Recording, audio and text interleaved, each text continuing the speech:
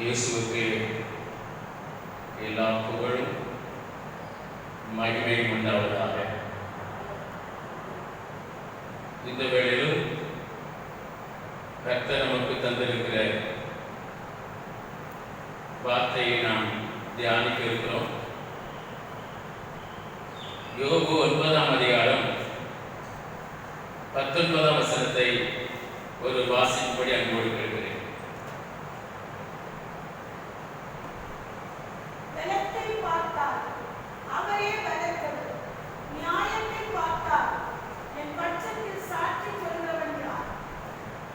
பலத்தை பார்த்தால் அவரே பலத்தவர். நம்முடைய ரோமன் கத்தோலிக்க ஊழியத்தில் இதே வசனத்தை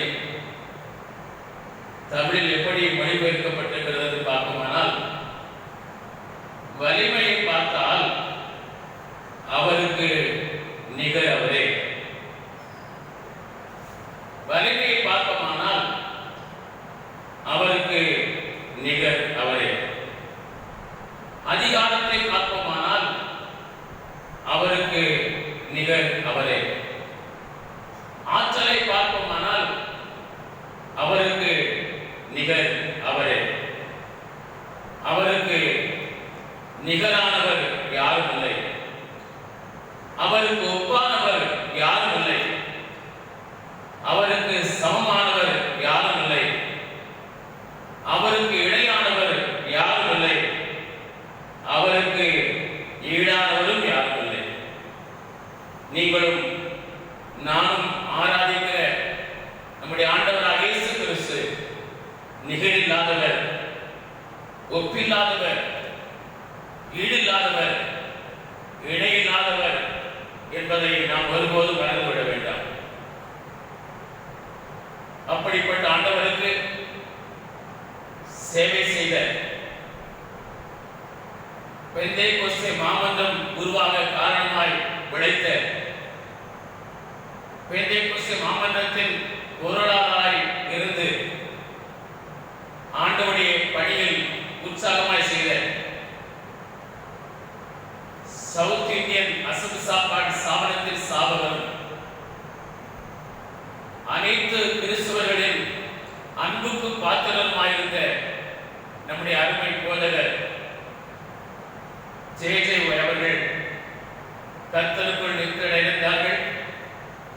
மிகுந்த வருத்தமான நீங்காத வடுவை ஏற்படுத்துகிற ஒரு நிகழ்வாகும். நம் அருமை போதகரின் தரிசனங்கள் அனைத்தும் தொடர்ந்து நிறைவேற்றப்பட தேவையான கிருபையை அருமை போதகரின் தொன்மையாருக்கும் பிள்ளைகளுக்கும் தேவன் அளவில்லாமல் கிருபைகளை அளிக்கிறோம். அருமை போதகரின் அன்புக்குரிய குடும்பத்தார், திருச்சபையார், நம்மை போன்ற அன்புள்ளங்களுக்கு தேவையான ஆறுதலை பரிசுத்த ஆவியானவர் அளித்திடவும் கண்ணீரோடு நம்முடைய ஜெபங்களிலே விண்ணப்பம் செய்வோம். இன்னும் அநேக பரிசுத்தவான்கள் உண்டு. கர்த்தர் எல்லா பரிசுத்தவான்களையும் நீடித்த நாட்களாய் வாழ்வதற்கு தேவ கிருபை அவளை தாங்கும்படியாக நம்முடைய ஜெபங்களிலே நினைத்துக் கொள்வோம். நிகரில்லாதவருக்கு, ஒப்பில்லாதவருக்கு, ஈடில்லாதவருக்கு, இணையில்லாதவருக்கு தம் வாழ்க்கைக்கு கொடுத்து கடைசி மட்டும் ஆண்டவருக்காக உழைத்து கர்த்தருடைய ராஜ்யத்திற்கு சென்றிருக்கிற அருமையான போதகருடைய ஊழியர்கள் தொடரட்டும். அவருடைய குடும்பங்கள் ஆசீர்வதிக்கப்படட்டும், ஆறுதல் அடையட்டும்.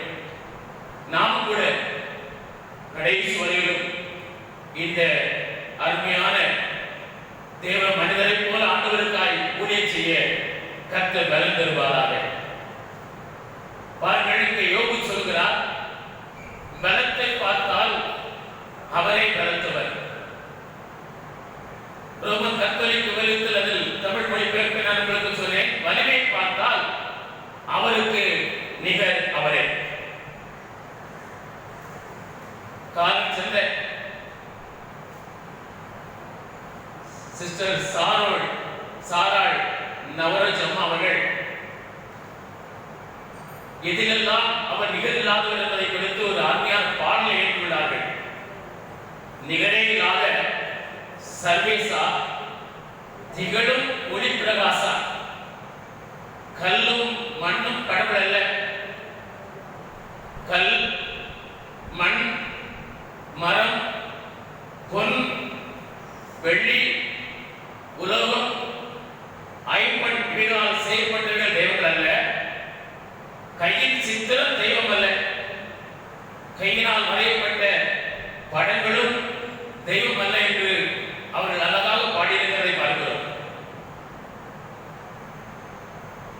கையினால் செய்யப்பட்ட சிலைகள், கையினால் வரையப்பட்ட வரைபடங்கள் இமயமலை அளவுக்கு உயரமாயிருந்தால், கையினால் செய்யப்பட்ட மரத்தினாலோ மண்ணினாலோ பொன்னினாலோ வெள்ளியினாலோ ஐம்பொன்களினாலோ உலோகத்தினாலோ செய்யப்பட்ட அவைகள் எல்லாம் இமயமலை அளவுக்கு உயரமாயிருந்தாலும் நாம் ஆராதிக்கிற ஆண்டவருக்கு அவைகள் நிகரில்லை. நாம் ஆராதிக்கிற ஆண்டவருக்கு அவைகள் சாமான்கள் அல்ல, ஈடானவைகள் அல்ல, இணையானவைகள் அல்ல என்பதை வேதம் நமக்கு அழகாய் சொல்கிறது.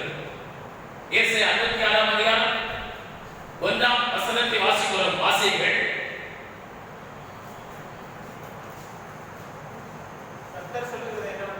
கர்த்தர் சொல்லுகிறது என்னவென்றால், வானம் எனக்கு சிங்காசனம், பூமி எனக்கு பாதபடி.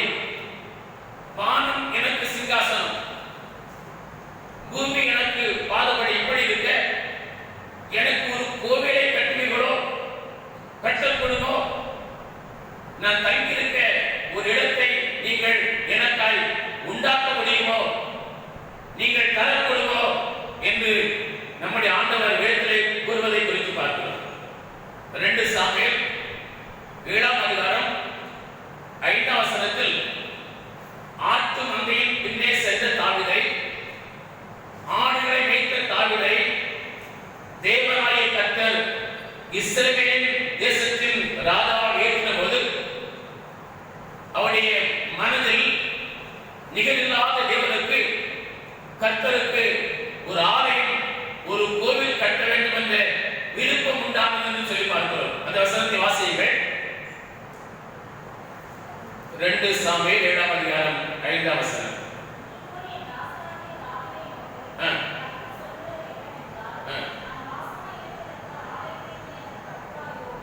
நான் வாசமாக இருப்பதற்கு ஒரு ஆலயத்தை கட்டுவாயோ? தாவீதுடைய மனதில் நிகரில்லாத இந்த ஆண்டவருக்கு, ஈடில்லாத இந்த ஆண்டவருக்கு, இணையில்லாத ஆண்டவருக்கு, ஒப்பில்லாத ஆண்டவருக்கு ஒரு ஆலயம் கட்ட வேண்டும் என்ற மனதில் இருந்தது என்று சொல்லி பார்க்கிறோம். மனதில் இருந்தது மட்டுமல்ல, விருப்பம் இருந்தது மட்டுமல்ல. சங்கீதம் 132 2 4 வசனங்களை வாசிக்குமானால், நான் ஒரு கர்த்தருக்கு ஒரு வாசஸ்தலத்தை, ஒரு கோவிலை, ஒரு ஆலயத்தை கட்டும் வரையிலும் காணும் மட்டும் என் வீடாகிய கூடாரத்தில் பிரவேசிப்பதும் இல்லை, நான் அரண்மனையாகிய என் கூடாரத்தில் பிரவேசிப்பதும் இல்லை, என் படுக்கையாக கட்டிலின் மேல் ஏறுவதும் இல்லை, என் கண்களுக்கு நித்திரையும் என் இமைகளுக்கு உறக்கத்தையும் வரவிடுவதும் இல்லை என்று கர்த்தருக்கு ஆணையிட்டு மலவதற்கு பொருத்தனை பண்ணினான் என்று சொல்லி பார்க்கிறோம். மனதில் விருப்பம் இருந்தது, ஆசை இருந்தது. ஆசை இருந்ததோடு மட்டுமல்ல, அவர் பொருத்தனை பண்ணினான் என்று சொல்லி பார்க்கிறோம்.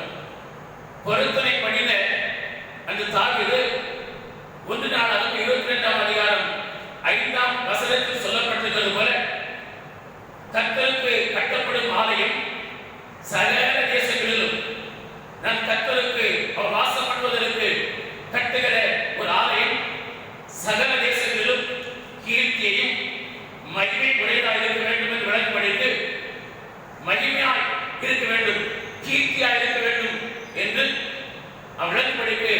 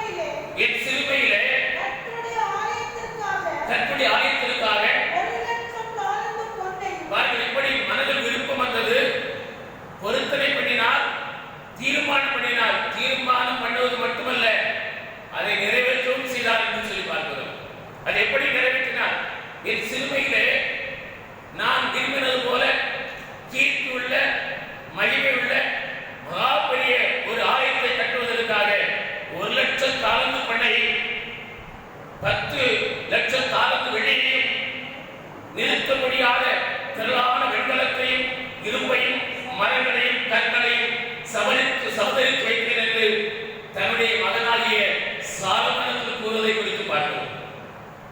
அன்பார்ந்தவர்களே, அவனுக்குள்ளே கர்த்தருக்கு ஒரு ஆலயம் கட்ட வேண்டும் என்ற மனம் இருந்தது, விருப்பம் இருந்தது, பொருத்தனை செய்தான். தீர்மானம் பண்ணியது மாற்றமல்ல, அதற்கானவரை அவன் சேகரித்து சபதரித்து வைத்தார் என்று சொல்லி பார்க்கிறோம். 2 கொரிந்தியர் 2ஆம் அதிகாரம் 11ஆம் வசனத்தில் அப்போஸ்தலனாகிய பவுல் கொரிந்துவிலும் அகாயா நாட்டில் இருக்கிற எல்லா சபைகளுக்கும் கூறுகிற ஒரு செய்தியை குறித்து பார்க்கிறோம். அந்த வசனத்தின் கடைசி பகுதியில் இருக்கிறது. 2 கொரிந்தியர் 2ஆம் அதிகாரம் 11ஆம் வசனத்தின் கடைசி பகுதியை வாசியுங்கள். கொடுக்க வேண்டும் என்ற விருப்பம் உண்டாயிருந்தது போல் உங்களுக்கு உள்ளங்களில் எடுத்து அதை நிறைவேற்றுவதிலும் காணப்பட வேண்டும். மனம் இருந்தால் மட்டும் போதாது, பொருத்தனை செய்தால் மட்டும் போதாது, கொடுக்க வேண்டும் என்கிற விருப்பம் உண்டாயிருப்பது போல உள்ளங்களில் இருந்து அதை நிறைவேற்றுவதிலும் உண்டாயிருப்பதாக என்று கொடுத்து சொல்லப்பட்டது. கொடுக்க வேண்டும் என்ற விருப்பம் இருந்தால் மட்டும் போதாது, விருப்பம் இருப்பது போல தங்கள் நிலைகளுக்கு ஏற்ப அவ்விருப்பத்தின்படி செய்ய வேண்டும் என்று சொல்லப்படுகிறது. தங்கள் நிலைமைக்கு ஏற்ப கொடுக்க வேண்டும். நிலைமைக்கு கூடுதலாக ஆண்டவர் ஒருவருக்கு எதிர்பார்ப்பதில்லை. அவரவர் நிலைமைக்கு ஏற்ப கொடுக்க வேண்டும் என்ற மனமுடையவர்கள் அவரவர் நிலைமைக்கு ஏற்ப கர்த்தருக்கு கொடுக்க வேண்டும் என்று ஆண்டவர் எதிர்பார்க்கிறார். ஒரு சிலர் இந்த பிரச்சனைகள் என்ற வாழ்க்கையில் ஏற்பட்ட போது இந்த பிரச்சனைகள் ஒன்றுமில்லாமல் நீங்கி போகுமானால் அந்த பிரச்சனை நீங்குவதற்கு எவ்வளவு பணம் செலவாகுமோ, எவ்வளவு பணம் அதற்கு செய்யப்படுமோ, அந்த பணத்தை கர்த்தருக்காக, கர்த்தருடைய ஊழியர்களுக்காக, ஆலய பணிகளுக்காக கொடுத்து விடலாம் என்று நாங்கள் குடும்பமாக பேசிக் கொண்டோம். இவ்வளவு 1000 ரூபாய், இவ்வளவு லட்சம் ரூபாய் செலவாகிறது என்று கூறுகிற காரியத்தை கேள்விப்பட்டிருக்கிறோம். நாங்கள் நினைத்திருந்தோம், கர்த்தர் மட்டும் இந்த பிரச்சனையிலிருந்து எங்களுக்கு விடுதலை கொடுத்து விட்டால் நாங்கள் குடும்பமாக பேசிக் கொண்டோம். நாங்கள் அதற்கு எவ்வளவு செலவாகிறதோ அவ்வளவு பணத்தையும் கர்த்தரின் ஆலயத்தில் கொடுக்க வேண்டும் என்று எண்ணியிருந்தோம், பேசிக் கொண்டோம். இவ்வளவு ஆயிரங்கள் செலவாகிவிட்டது, இவ்வளவு லட்சங்கள் செலவாகிவிட்டது என்று கூற கேட்டிருக்கிறோம். அவர்கள் பேசிக் கொண்டது உண்மைதான். ஆயினும் அத்தனை ஆயிரங்கள் கொடுக்க வேண்டும் என்கிற சூழல் வருமானார். அவர்களது பிரச்சனைக்காக அத்தனை ஆயிரங்களை செலவு பண்ணது உண்மைதான், அத்தனை லட்சங்களை செலவு பண்ணது உண்மைதான். ஒருவேளை அந்த பிரச்சனைகளுக்கு ஒரு காசு இல்லாமல் திருந்து போயிருப்பார்கள். அவர்கள் மனதில் என்ன நினைப்பார்கள்? இத்தனை ஆயிரம் தான் கொடுக்க வேண்டுமா, இத்தனை லட்சம் தான் கொடுக்க வேண்டுமா, இவ்வளவு ஆயிரம் நாம் ஏன் கொடுக்க வேண்டும், இவ்வளவு லட்சங்கள் ஏன் கொடுக்க வேண்டும் என்று 1000 நிலை வைத்துக் கொள்வதை நாம் பார்க்கிறோம். அன்பான தேவனே, வேதம் சொல்கிறது, கொடுக்க வேண்டும் என்கிற மனம் இருப்பது போல உங்களில் இருக்கிறது நிலைமைக்கேற்ப கொடுக்க வேண்டும் என்கிற அந்த எண்ணமும் உங்களுக்கு காணப்பட வேண்டும் என்று சொல்லப்படுகிறது. இதான் மனித இயல்பு. என்ன பிரச்சனை தீர்வும் பேசிக்கொள்ளும். அந்த பிரச்சனை தீர்ந்தா இதுக்கு எவ்வளவு செலவாகுமோ அந்த பணத்தை கர்த்தருக்கு கொடுக்கலாம் என்று பேசிக் கொண்டிருக்கலாம். ஆனால் மனித இயல்பு என்ன? அந்த பல ஆயிரங்கள், பல லட்சங்கள் கொடுக்க வேண்டும் என்ற நிலை ஏற்படுமானால் மனித இயல்பு என்ன? 1000ங்களோடு நிறுத்திக் கொள்வோம். இத்தனை ஆயிரங்கள் எதற்கு கணக்கு போட்டு பார்ப்போம், செய்ய மாட்டோம். ஏனென்றால் அது மனித இயல்பு. ஆனால் அப்போஸ்தலனாகிய பவுல் சொல்கிறார், மனித இயல்புக்கு மீறி தேவன் விரும்புவது போல நம்முடைய வாழ்க்கையை நம் கர்த்தருக்காய் செய்ய வேண்டும். அல்லேலூயா, கர்த்தருக்காய் செய்ய வேண்டும். பாருங்கள், தங்கள் நிலைக்கு ஏற்ப கொடுக்க வேண்டும். ஒருவர் 50,000 ரூபாய் சம்பளம் வாங்குகிறார் என்று வைத்துக் கொள்ளுங்கள். அரசு பணி செய்கிறார், 50,000 ரூபாய் அவருக்கு வருமானம் வருகிறது. அதில் கர்த்தருக்கு கொடுக்க வேண்டிய தசமாகிய 5000 தன் நிலைக்கு ஏற்ப கொடுக்க வேண்டும். இன்னொருவர் ஒரு பண்ணை வேலை செய்கிறார், ஆடு மாடுகள் திருச்சிகளை வைத்து பண்ணை வேலை செய்கிறார். அந்த பண்ணைகளுக்கெல்லாம் செலவு தொகை, பணி செய்கிறவர்களுக்கெல்லாம் செலவு தொகை மாதம் 1 லட்சம் ரூபாய் அவருக்கு வருமானம் கிடைக்கிறது என்றால் கர்த்தருக்கு எவ்வளவு கொடுக்க வேண்டும்? தன் நிலைமைக்கு 10,000 ரூபாய் கர்த்தருக்கு கொடுக்க வேண்டும். அன்பானவர்களே, இதுதான் இதனுடைய உதாரணம்.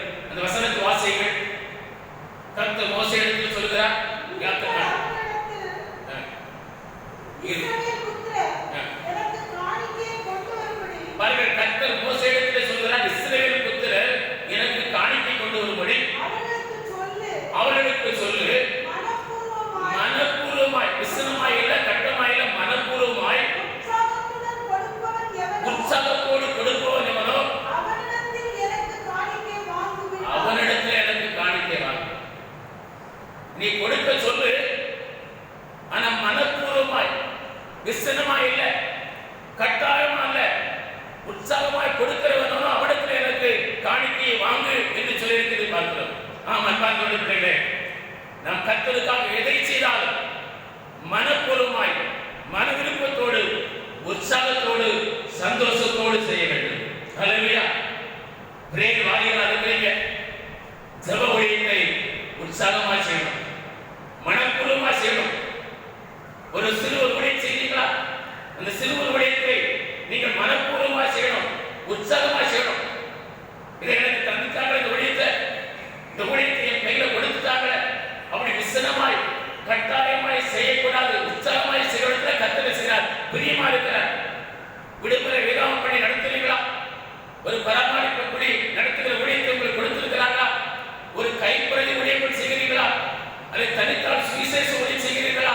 அல்லது ஒரு கிராம ஊழியத்துக்கு போகிறீர்களா? அல்லது மருத்துவமனை ஊழியங்களுக்கு செய்கிறீர்களா?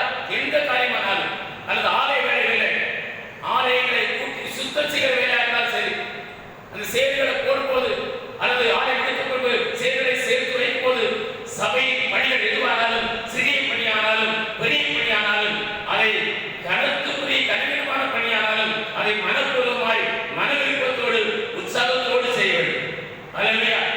ஒரு பணிக்கு சொல்கிறோம், அந்த பணி ஸ்தலத்தில் இருக்கும் வரையில் எப்படி அந்த நிறுவன பொறுப்பாளருக்கு முன்பாக மனதில் எவ்வளவு பாரம் இருந்தாலும், சரத்தில் எவ்வளவு பலவீனம் இருந்தாலும், உடலில் எவ்வளவு சோர்வு இருந்தாலும், கவலை இருந்தாலும், பலவீனம் இருந்தாலும், முடிந்த அளவுக்கு அதை வெளியே காட்டிக் கொள்ளாமல் அந்த பணி நேரம் முழுவதும் அங்கே நடந்து கொள்கிறோமோ, ஒரு வேலைக்கு போறோம், ஆபீஸுக்கு போறோம், உடலில் சோர்வு இருக்கும், களைப்பு இருக்கும், மனதில் கவலை இருக்கும், பிரச்சனை இருக்கும்.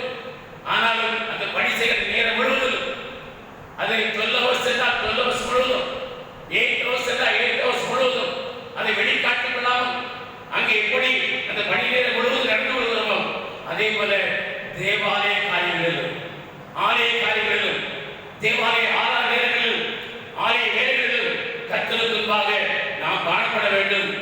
இப்ப தனிச்செயமானாலும் சரி, குடும்ப செயமானாலும் சரி, உற்சாகமாய் காணப்பட வேண்டும், மனப்பூர்வமாய் செய்ய வேண்டும், உற்சாகமாய் காணப்பட வேண்டும்.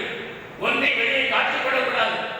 எப்படி பணி செய்கிற இடத்துல நீங்கள் காணப்படுகிறீர்களோ, வேலைக்கு போற இடத்துல நமக்கு எத்தனை மனதில் கவலை இருக்கட்டுமே, எத்தனை பாரம் இருக்கட்டுமே, எத்தனை சோர்வு இருக்கட்டுமே, எத்தனை அசதிகள் இருக்கட்டுமே, அதை காட்டிக் கொடுக்கிறோமா? அந்த பணி நேரம் முழுவதும் அங்கே இருக்கிற அந்த ஓனருக்கு, அந்த பொறுப்பாளருக்கு முன்பாக ஒன்றை காட்டிக் கொள்ளாமல் நாம் பணி செய்வது போல இங்கே நம்முடைய எஜமான் இருக்கிறார், பரம எஜமான் இருக்கிறார். பரம எஜமான் ஆலயத்தில் எவ்வளவு வேலைகள் இருந்தாலும், எவ்வளவு சோர்வு இருந்தாலும் கர்த்தருடைய ஆலயத்தில் வரும்போது உற்சாகமாக, மனப்பூர்வமாய் கடைசி வரை இருந்து ஆண்டவருடைய ஆசீர்வாதத்தை பெற வேண்டும். தேவன் யாரிடத்தில் பிரியமா இருக்கிறார்? உற்சாகமாய் காணப்படுவதில் கர்த்தர் பிரியமா இருக்கிறார். தேவன் ஒருவன் பிரியமா இருக்கிறது என்ன நடக்குது? தேவன் ஒருவன் பிரியமா இருக்கிறது என்ன நடக்கிறது? அவருடைய ஆத்மா அவனை ஆசீர்வதிக்கும். ஆதியாகமம் 25ஆம் அதிகாரம் 28 வசனத்தில் வாசிக்கிறோம், ஈசாக்கு ஏசாவின் பேரிலே பட்சமா இருந்தான், ஏசா பேர்ல பிரியமா இருந்தான். ஈசாக்கு பார்க்கிறோம், ஏசா பேர்ல ரொம்ப பிரியமா இருக்கிறான். 2 மகன்கள், அவனுக்கு ஏசா மூத்த மகன், யாக்கோபு இளைய மகன். ஆனா ஏசா பேர்ல ரொம்ப பிரியமா இருந்தான். இப்படி பிரியமா இருந்ததால, பட்சமா இருந்ததால அவனுடைய முதிர் வயது வருது. நீங்கள் 27ஆம் அதிகாரம் 1-4 வசனம் வரை வாசிக்க வேண்டாம். முதிர் வயதான போது தன்னுடைய முன்னோர்களைப் போல தன் பிள்ளைகளை ஆசீர்வதிக்க விரும்புகிறான். அப்போது ஏசாவை கூப்பிடுறான், ஏசா நீ வா, என் ஆத்மா உன்னை ஆசீர்வதிக்கும்படி இடத்திலே வா என்று அவன் அழைக்கிறான் என்று பார்க்கிறோம். காரணம் என்ன? ஏசா மேலே கர்த்தர் அந்த ஈசாக்கு பிரியமா இருந்தார் என்று சொல்லி பார்க்கிறோம். ஏசாவின் மேல் ஈசாக்கு ஆத்மா பிரியமா இருந்தது, பட்சமா இருந்தது. அருமையான சொன்ன பிள்ளைகளே, பரம எஜமானுடைய ஆத்மா நம்மேலே பிரியமா இருக்க வேண்டும். நம்மேலே பட்சமா இருக்கும்போது ஈசாக்கை போல இந்த ஏசாவை அவருடைய ஆத்மா ஆசீர்வதித்தது போல தேவன் நம்மை ஆசீர்வதிப்பார். நீதிமொழிகள் 10ஆம் அதிகாரம் 22 வசனத்தை இப்படி வாசிக்கிறோம். அங்கே வாசிக்கிற வசனத்தை வாசிக்க, கர்த்தரின் ஆசீர்வாதமே ஐஸ்வர்யத்தை தரும், கர்த்தரின்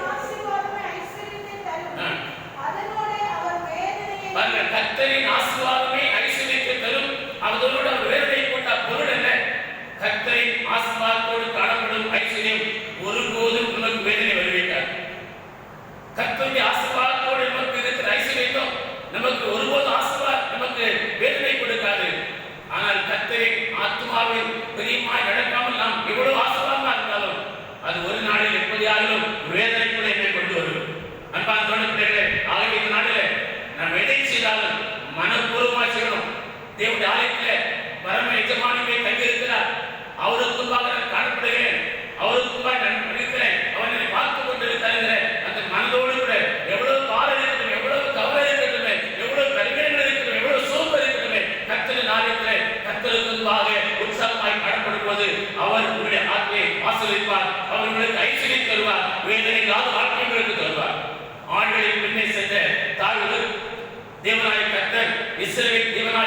இஸ்ரவேல் தேசத்துக்கு ராஜா ஏற்ற பொழுது அவருடைய மனதில் விருப்பம் இருந்தது. நிகரில்லா தேவனுக்கு ஒரு ஆலயம் கட்ட வேண்டும் என்ற விருப்பம் இருந்தது. அவருக்கு ஒரு ஆசஸ்தலத்தை கட்ட வேண்டும் என்று விரும்பினார் பார்க்கிறோம். அப்பொழுது ஆண்டவர் சொல்கிறார், நீ எனக்கு ஒரு ஆலயத்தை கட்டுவது எப்படி? ஏன்னா என்னுடைய நான் தங்கியிருக்கிற அவர் சொல்கிறார். அந்த வசனத்தை வாசிக்கிறோம். அப்போஸ்தலர் 7ஆம் அதிகாரம் 46 49 வசனத்தை பார்க்கிறோம். தாவீது இந்த மனவிருப்பத்தை குறித்து தாவீது தேவனிடத்திலே கைப்பற்றபடியால் யாக்கோபின் தேவனுக்கு ஒரு வாசஸ்தலத்தை கட்டுவேன் என்று சொல்லி விண்ணப்பம் பண்ணியதை குறித்து பார்க்கிறோம். 49 வசனத்தை வாசியுங்கள். தேவன் தாவீதிடத்தில் வானம் எனக்கு சிங்காசனம், பூமி எனக்கு பாதபடியுமா இருக்கிறது. பாருங்கள், எனக்காக நீ எப்படிப்பட்ட வீட்டனால கட்ட முடியும்? நாம் ஆராதிக்கிற தேவன் வானத்தை தமது சிங்காசனமாக, பூமியை தமது பாதபடியாக கொண்டிருக்கிறது.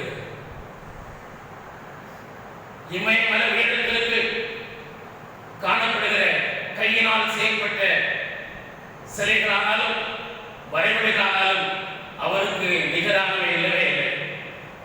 அவருடைய வல்லமைக்கு அவைகள் நிகரானவை அல்ல. அவருடைய வல்லமைக்கு அவருடைய வல்லமைக்கு நிகர் அவரே. அவருடைய வல்லமைக்கு அவருடைய பலத்துக்கு நிகரான ஒருவரும் கிடையாது. பலத்தை பார்த்தால், வலிமையை பார்த்தால், ஆற்றலை பார்த்தால், சக்தியை பார்த்தால், அதிகாரத்தை பார்த்தால் அவருக்கு நிகரானவர் அவரே என்று சொல்வதை குறித்து பார்க்கிறோம். 1 சாமுவேல் 5ஆம் அதிகாரத்தில் நடந்த ஒரு சரித்திர வரலாற்று சம்பவம் எழுதப்பட்டிருக்கிறது. பெலிஸ்தியர்கள் தேவனுடைய பெட்டியை பிடித்து அதை எபினேசரிலிருந்து அஸ்தரோத்துக்கு கொண்டு போனார்கள். அந்த பெட்டியில் என்ன இருந்தது? எபிரேயர் 9ஆம் அதிகாரம் 4ஆம் வசனத்தில் சொல்லப்பட்டது போல நமக்கு நேரம் இல்லை, நான் வாசிக்கிறேன் சொல்லுகிறேன். அந்த பெட்டியில் என்ன இருந்தது? இஸ்ரவேல் ஜனங்கள் அந்த பெட்டியிலே தேவனுடைய மகிமை விளங்கினதை நம்பி விசுவாசித்தார்கள். அந்த பெட்டி அவர்கள் கொண்டு போகும் இடமெல்லாம் கர்த்தர் அவர்களோடு கூட இருந்து அவர்கள் ஜெயத்தை கொடுத்தார். அப்படியே பெலிஸ்தியர்களோடு யுத்தம் பண்ணும் போது இந்த பெட்டியை கொண்டு போனார்கள். ஆனால் தேவன் பெலிஸ்தியர் கையில் ஒப்பு கொடுத்தார். இந்த பெட்டியை அவர்கள் கொண்டு போய் அஸ்தரோத்துக்கு கொண்டு போனார்கள். பெட்டியில் என்ன இருந்தது? எபிரேயர் 9ஆம் அதிகாரம் 4ஆம் வசனம் சொல்கிறது, மன்னா வைக்கப்பட்டிருந்த பொற்பாத்திரம் இருந்தது, ஆரோனை கொழுத்து போல் இருந்தது, உடன்படிக்கையின் கற்பனைகள் இருந்தது. இதுதான் இருந்தது. அந்த பெட்டியை பெலிஸ்தியர் இஸ்ரவேல் தேசத்திலிருந்து எபேசிலிருந்து எடுத்துக்கொண்டு போய் அஸ்தரோத்துக்கு கொண்டு போனார்கள். கொண்டு போய் தங்கள் கோவிலுக்கு கொண்டு போய் தாகோன் பக்கத்திலே கொண்டு வைத்தார்கள். அவர்களுக்கு முதன்மையான பிரதானமான தெய்வமாகிய தாகோனுக்கு ஒரு கோவில் இருந்தது. பெலிஸ்தியர்களுக்கு முதன்மையான கடவுள் யார்? முதன்மையான தெய்வம் யார்? பிரதானமான தெய்வம் யார்? தாகோன் என்கிற தெய்வம். அந்த தாகோனுக்கு ஒரு பெரிய கோயிலை கட்டி வைத்திருந்தார்கள். அந்த கோயிலை கொண்டு போய் அந்த தாகோனுக்கு அண்டையிலே, அந்த தாகோன் அண்டையிலே கொண்டு இந்த பெட்டியை வைத்திருந்தார்கள். மறுநாள் காலமே பெலிஸ்தியர் அஸ்தரோத் பூரா தாகோன் கோவிலுக்கு எப்போதும் போல வழிபாட்டுக்காய் வரும்போது நடந்த ஒரு காட்சி இருக்கிறது. அவர்களின் பிரதானமான அந்த முதன்மையான அந்த கடவுளாகிய தாகோனின் சிலை இந்த பெட்டிக்கு முன்பாக முகங்குப்புற விழுந்து கிடந்தது என்று சொல்லப்படுகிறது. முகங்குப்புற விழுந்து கிடந்தது ஒரு சின்ன பெட்டி. அதில் மன்னா வைக்கப்பட்டிருக்கிற பொற்பாத்திரம் இருக்கிறது, ஆரோனை கொழுத்து போல் இருக்கிறது, உடன்படிக்கையின் கற்பனை இருக்கிறது, வேறு ஒன்றுமில்லை. அதுக்கு முன்பாக இந்த பெலிஸ்தியருடைய பிரதானமான முதன்மையான அந்த தாகோனின் சிலை முகங்குப்புற விழுந்து கிடந்தது என்று சொல்லி பார்க்கிறோம். அஸ்தரோத் பூரா வந்தார்கள், சிலையை கிழிக்கிறார்கள், மறுபடியும் அந்த பீடத்தில் வைத்தார்கள். மறுநாள் வழிபாடு எல்லாம் முடிந்தது. இரவு எப்போதும் போல கதவு சாத்தப்பட்டது. தங்களுக்கு வீடுகளுக்கு போனார்கள். அதுக்கு அடுத்த மறுநாள் வந்து பார்க்கும்போது அதே தாகோன் மறுபடியும் இந்த பெட்டிக்கு முன்பாக விழுந்து கிடந்தது. உடல் மாத்திரம் இருந்தது, கைகள் எல்லாம் உடைந்து போயிருந்தது, தலையும் உடைந்து போயிருந்தது, உடல் மாத்திரம் கிடந்தது என்று சொல்லப்படுகிறோம். தாகோனுடைய அந்த சிலை வேற நமக்கு தெரியாது.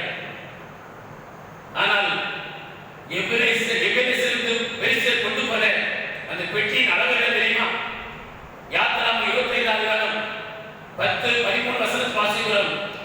சித்தி மரத்தினால் செய்யப்பட்டு பொன்தகட்டால் மூடப்பட்ட பெட்டியாக இருந்தது. நீளம் 2 முழம், அகலம் நீளம் தான், அகலம் 1.5 முழம், உயரம் 1.5 முழம் தான்.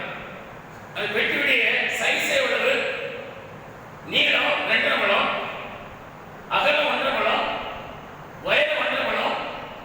அதுக்குள்ள என்ன இருந்தது? மண்ணா வைக்கப்பட்ட பொற்பாத்திரம் இருந்தது, ஆறுடைய புளி தடுத்த கோல் இருந்தது, உடன்படிக்கை பெட்டி கற்பனைகள் இருந்தது. வேறு ஒன்றும் இல்லை.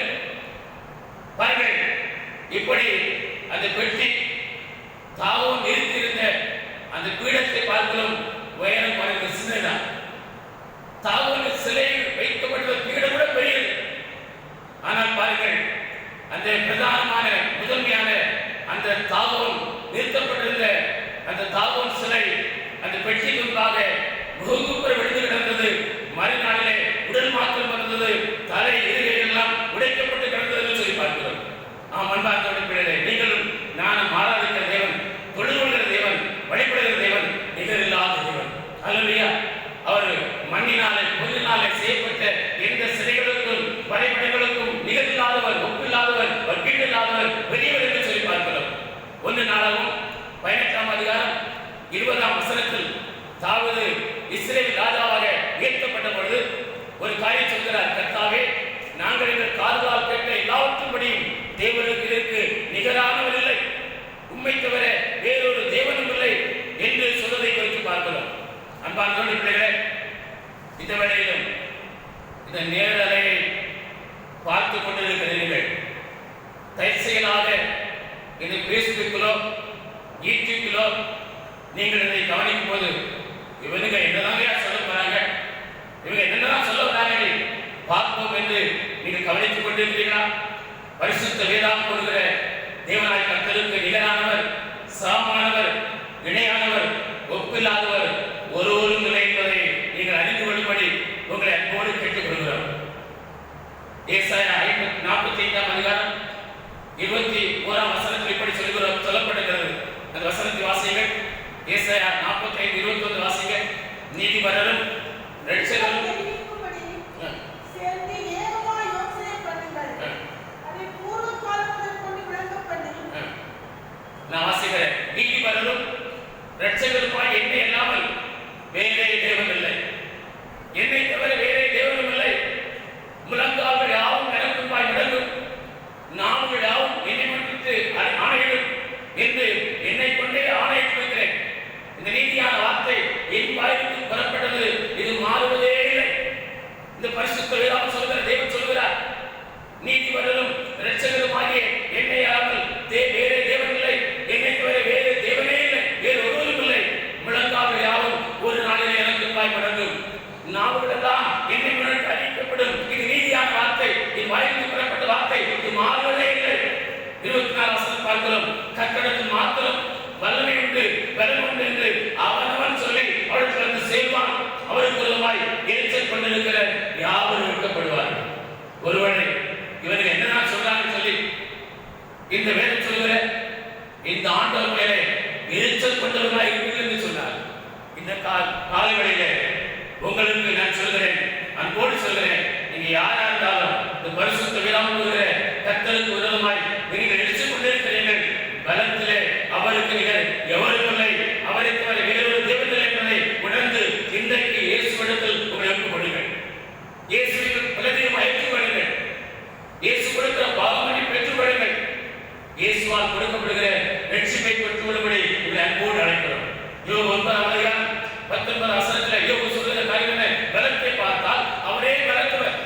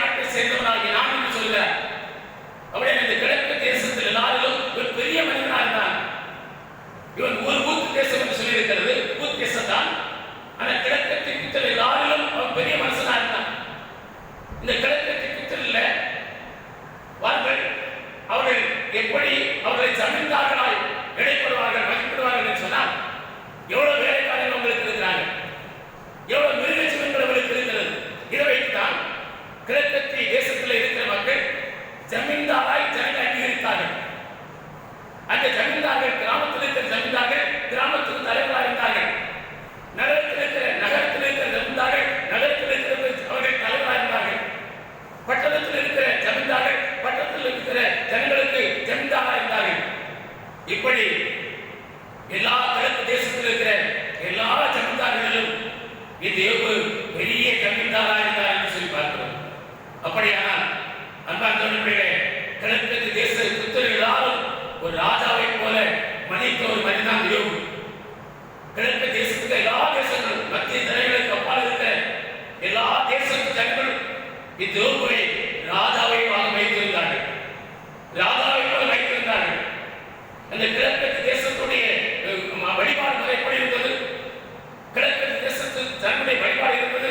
ஏசாயா 2ஆம் அதிகாரம் 6 to 8 வசனத்தை வாசித்தால், நாள் பார்க்கிறவர்களாக இருந்தார்கள், தங்கள் கையின் கிரியாகிய பிறகு உண்டு கொண்டிருந்தவரை பணிந்துள்ளவர்களாக இருந்தார்களாம்.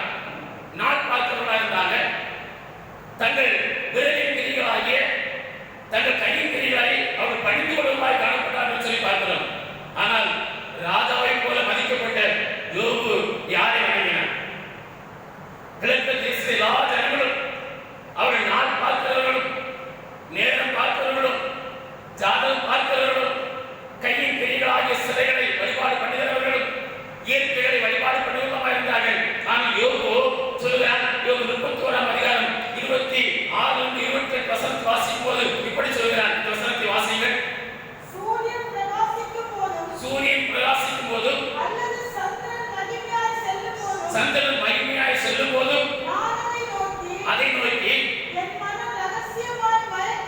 என் ரகசியம் மயக்கப்பட்டு என் வாயின் கையை முத்தி செய்ததுண்டானால் அது நியாயாதிபதியால் விசாரிக்கப்படத்தக்க அக்கிரமமாய் இருக்கும். அதனால் உன்னதத்தில் இருக்கிற தேவனை நான் மறுதலித்தவனாய் காணப்படுவேன். என்ன சொல்றாரு பாருங்க. சந்திரன் பிரகாசமாய் போகும்போது என் வாயின் கையை முத்தி செய்து உண்டானார். பொதுவா வழக்கம் எடுக்கிறது, இப்படி தேசத்தில் வழக்கம். ஒரு சூரியன் உதயமாகும் போது அல்ல சந்திரன் உதயமாகும் போது வீட்டில் ஒரு லைட்டை இரவிலே போடும்போது ஒன்னே கையை வைத்துக் கொண்டு முத்தம் செய்வார்கள். வழியில் இருக்கிற கோயில்களுக்கு நாம் முத்தம் செய்வார்கள். இங்கே சொல்கிறான், என் காய் அப்படி முத்தம் செய்துள்ளானால் நான் உன்னதமான தேவனை மறுதலித்தவனாய் காணப்படுவேன். அன்பார்ந்தவர்களே, இந்த யோபு கிழக்கத்தி புத்திரர் மத்தியில் வாழ்ந்தாலும், கிழக்கத்தி புத்திரர் மத்தியிலே ஒரு ஜமீன்தாராக ஒரு ராஜாவை போயிருந்தாலும், இந்த கிழக்கத்தி புத்திரர் மனுஷனாகிய யோபு யாரை வழிபட்டார்கள்? உன்னதமான தேவனை வழிபட்டார். அல்லேலூயா. உன்னதமான தேவனை தவிர வேறு ஒருவரை வழிபடுவதில்லை என்று சொல்லி அவர் தீர்மானமாய் உன்னதமான தேவனை வழிபட்டார் என்று சொல்லி பார்க்கிறோம். 1 ராஜாக்கள் 19ஆம் அதிகாரம் 18 வசனத்தை வாசிக்கிறோம். கர்த்தர் எலிசாவிடத்தில் இப்படி சொல்கிறார், பாகாலுக்கு முழங்கால் இருக்கிற மரக்கால்களை அவர் முத்தம் செய்யாது இருக்கிற வாயுடைய 7000 பேரும் இஸ்ரவேலிலே இன்னும் மீதியாக இருக்கிறார்கள்.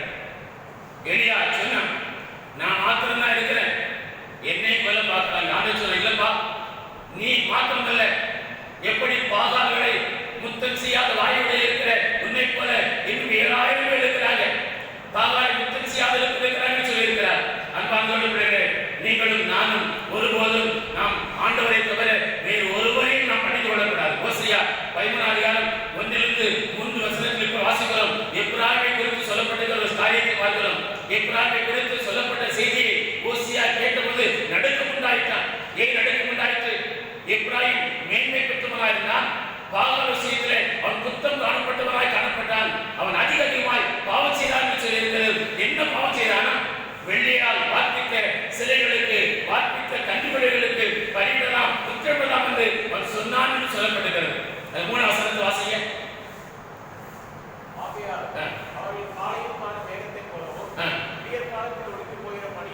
ஆகையால் இந்த எப்ராயிம் காலையில் காணும் மேகத்தைப் போலவும் விடியற் காலத்துக்கு ஒளிந்து போகும் பனியைப் போலவும் பெருங்காற்று களத்திலிருந்து பறக்கெடுக்கிற பதரை போலவும் புகைக்கூட்டில் எரிப்புகிற புகையை போல காணப்படுவான் என்று சொல்லப்படுகிறது. இதை கேட்ட உடனே நடுக்கம் உண்டாக்கி சொல்லி பார்க்கிறோம். அன்பார்ந்தவர்களே, இந்த வல்லமையில் அவருக்கு நீங்கள் அவரே என்கிற இந்த உன்னதமான தேவனை நீங்களும் நானும் முத்தம் செய்ய வேண்டும் என்று கற்று பார்க்கிறார். சங்கீதம் 2:12 வாசிக்கிறோம். சொல்லப்படுகிறது, குமாரன் கோபம் கொள்ளாமல் நீங்கள் வழியை அழியாமல் இருப்பதற்கு அவரை முத்தம் செய்யுங்கள். யாரை முத்தம் செய்வது? குமாரனாகிய உன்னதமான குமாரனாகிய இயேசுவை முத்தம் செய்யுங்கள். நீங்கள் வழியிலே அழியாமல் இருப்பதற்கு, கோபங்களை பற்றி எரியாதபடிக்கு அவரை முத்தம் செய்யுங்கள். அவரை அண்டிக்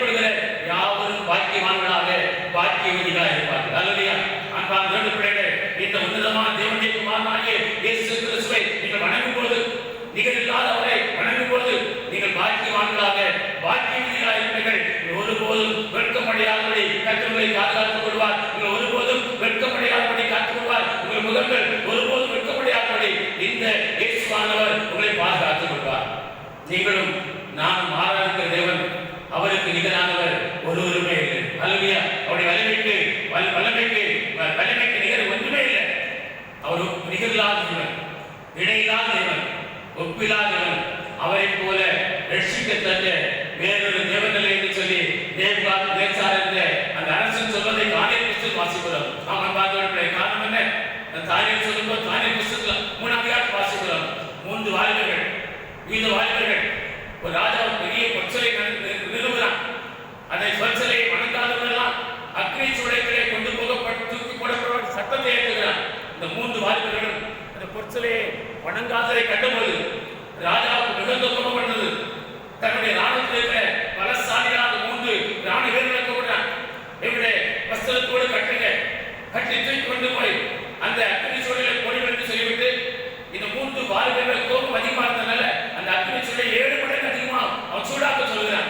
சூடாக்கப்பட்ட அந்த அக்னி சூளைகளை இந்த சிலையை வணங்காத 3 பேரும் கைகளும் காலும் கட்டப்பட்டு வஸ்திரத்தோடு கட்டப்பட்டு அந்த அக்னி சூளைகளை கொண்டு போக தூக்கி போடப்பட்டார்கள். அந்த அக்னி சூளை அதிக சுத்தமாக இருந்ததுனால தூக்கி கொண்டு போன அந்த பலசாலிகளாக அந்த ராணுவ வீரர்கள் 3 பேரும் அந்த அக்னி எரித்து சுட்டு கொண்டு போட்டது. 3 பேரும் செத்து கிடக்கிறாங்க. ஆனா உள்ளே பாருங்கள், அங்கே 3 வாலிபர்களும் உள்ளே அக்னிக்குள்ளே உலாவிக் கொண்டிருந்தார்கள். அக்னிக்குள்ளே உலாவிக் கொண்டிருந்தார்கள். தேவனே, அந்த ராஜா சொல்கிற உன்னதமான தேவனுடைய ராசனரே, நீங்கள் வெளியே வாருங்கள். வெளியே வந்தாங்க. வெளியே வந்து பார்த்து கொண்ட மந்திரிமார்கள், தேசாதிபதிகள் எல்லாரும் வந்து பார்க்கிறார்கள். பார்த்து அப்படி வஸ்திரத்தை பார்க்கிறாங்க. அதுல தீயின் வாசனை இல்லை. முடியை பார்க்கிறாங்க, கருகி போகல. அப்படி சரத்தில் ஏதாவது அக்னி பல செய்தால் ஒன்றும் பல செய்யல. அப்பொழுது அவர்கள் ஆச்சரியப்பட்டார்களாம். அப்பொழுது அந்த நேபா சொல்கிறான், இவர்கள் ஆராதிக்கிற தேவன் அவரை ரட்சிக்கத்தக்க வேறொரு தேவன் இல்லை என்று சொல்லி ஜனங்களுக்கெல்லாம் பறைசாற்றினான் சொல்லி பார்க்கிறோம். நீங்களும் நானும் ஆராதிக்கிற தேவன் வலிமையில் அவருக்கு நிகரான ஒரு இல்லை. அவர் நம்மை ஒருபோதும் வெட்கப்படும்படி விட மாட்டார். அவர் நம்மை காப்பாற்றுவார். அவர் நமக்கு உதவி செய்வார். உங்கள் முகங்கள் ஒருபோதும் வெட்கப்படும்படி உங்களை விட மாட்டார்.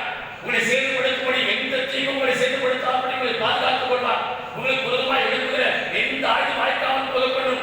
உங்களுக்கு விரோதமாய் எழுப்புகிற எந்த ஆயுதங்களும் வாய்க்காமல் புகப்படுவார். இருந்தால் நீங்களும் நானும் ஆராதிக்கிற தேவன் நிகரில்லாதவன், ஒப்பில்லாதவன், பெரிய தேவன். அவர் உங்களை காப்பாற்றுவார். உங்கள் முகங்கள் வெட்கப்படையும்படி ஒருபோது விட மாட்டார். அவர் உங்களுக்கு உதவி செய்வார். அவர் உங்களுக்கு நன்மை செய்வார். ஒரு சேதமும் உங்களை அணுகாதபடிக்கு உங்களை காப்பாற்றுவார். அல்லேலூயா. ஆகவே அந்த ஆண்டவரை நாம் தொடர்ந்து பற்றிக் கொள்வோம். அவரை பற்றிக் கொண்டு அவருக்காய் வாழ்வோம். அவரை காய்க்கப்படுவோம். அவருக்கு ஊழியம் செய்வோம். எதை செய்தாலும் உற்சாகத்தோடு கர்த்தருடைய சமூகத்தில் இருந்து கர்த்தரை மையப்படுத்துவோம். இந்த வேளையிலிருந்து ஒரு பாடலை பாடுவோம்.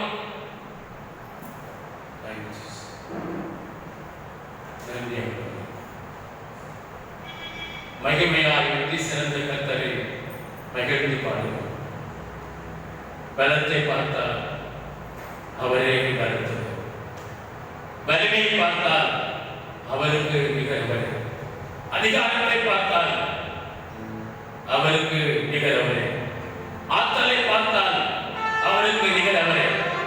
அன்பை பார்த்தால் அவருக்கு நிகரவரே. இரக்கத்தில் அவருக்கு நிகரவரே. காருண்யத்தில் அவருக்கு நிகரவரே. மனதுருக்கத்தில் அவருக்கு நிகரவரே. கோபத்திலும் அவருக்கு நிகரவரே. என்னுடைய கோபம் ஒரு நிமிஷம் தான். தயவை பார்த்தால் அவருக்கு நிகரவரே. தயவோ நீடிய வாழ்வு. அவருடைய அன்பை பாருங்கள். நாம் பாவிகளாக இருக்கையில் யாரும் நமக்காக செய்யாத தியாகத்தை செய்தார். தம்முடைய ஜீவனை நமக்காக கொடுத்தார். அவருக்கு நிகர் எதுவுமே கிடையாது. அன்பினாலும் சரி, பரிசுத்தமானாலும் சரி, வல்லமையினாலும் சரி, இரக்கத்தினாலும் சரி, தயவை செய்வதாலும் சரி, நம்முடைய வாழ்விலே அவருக்கு நிகர் ஒருவருமே இல்லை. அவர் உங்கள் முகங்கள் ஒருபோதும் வெட்கமடையாதவர்களை பார்த்தார். ஒன்றுங்களை சேதப்படுத்தாதபடி ரட்சிப்பார். இதை என்னை சேதப்படுத்தி விடுமோ? இதை எனக்கு சேர்த்து விட்டுவிட்டு விடுமோ? ஒன்றும் உங்களை செயல்படுத்துவதில்லை. அவரை போல ரட்சிக்கத்தக்க வேறொரு தேவன் இல்லை. எல்லாம் சேர்ந்து கரங்களை படும் மகிமையாய் வெற்றி சிறந்த கர்த்தரை மகிழ்ந்து பாடுகிறேன்.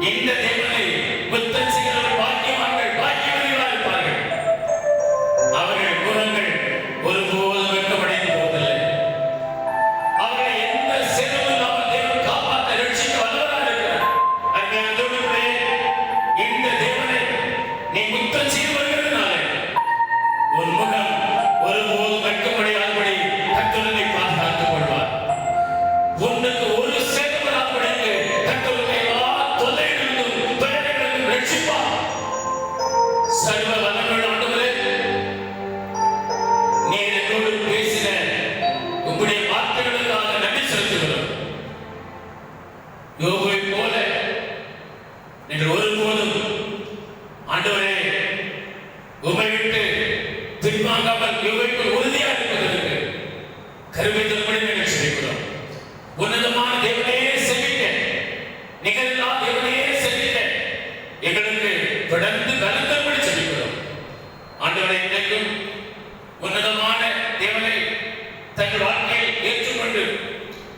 ஆண்டவர் உண்மை சேவிக்கிற ஒவ்வொரு பிள்ளைகள் வாழ்விலும் அவர்கள் முகங்கள் ஒருபோதும் வெட்கப்படியாதபடி செய்து அவர்களை எந்த சேதமும் பண்ணுகாதபடி எல்லாவற்றும் வரைக்கு பாதுகாத்து ரட்சிக்கிற வல்லமையின்படியே பிள்ளைகளை ரட்சித்து அவர்களை சந்தோஷத்தினாலும் மகிழ்ச்சியினாலும் நிரப்ப வேண்டும் என்று சொல்லிக்கிறோம்.